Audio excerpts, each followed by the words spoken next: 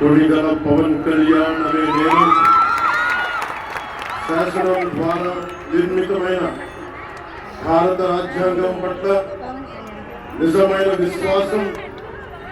విధేయత చూపుతానని, భారతదేశ సార్వభౌమాన్ని ఆంధ్రప్రదేశ్ రాష్ట్ర మంత్రిగా నా కర్తవ్యాలను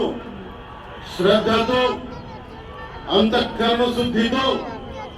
నిర్వహిస్తానని, భయం గాని పక్షపాతం గాని రాగద్వేషాలు గాని లేకుండా రాజ్యాంగాన్ని శాసనాలని అనుసరించి